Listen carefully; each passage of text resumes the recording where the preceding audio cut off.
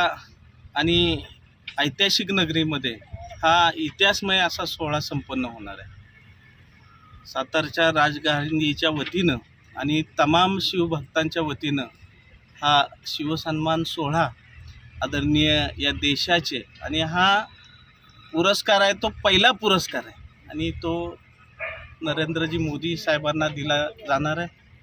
त्याच पद्धतीनं दादांनी विस्तृत असं आंधळी धरणाच्या जलपूजनाच्या सुद्धा कार्यक्रमाचं आपल्याला सांगितलं.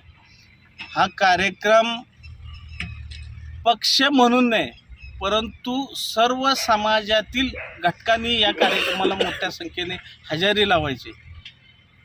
पंतप्रधान आपल्या देशाचे आहेत आणि ज्या छत्रपतींनी संपूर्ण विचार आचार आणि आदरणीय नरेंद्र मोदी साहेब ज्यांच्या विचारावर आपली वाटचाल करत असतात आणि अशा थोर व्यक्तीला छत्रपती घराण्याच्या वतीनं हा शिवसन्मान पुरस्कार दिला जातो आहे.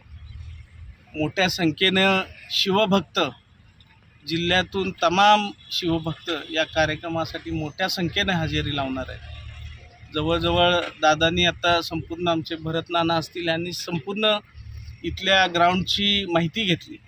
ते सगळं एकंदरीत पाहिल्यानंतर 1.5 ते 2 लाख समुदाय या ठिकाणी या ऐतिहासिक सोहळ्याला उपस्थित राहणार आहे.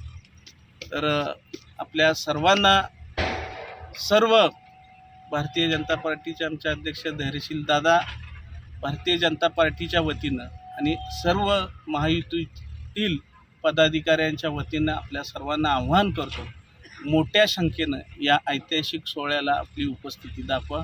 जय हिंद, जय महाराष्ट्र.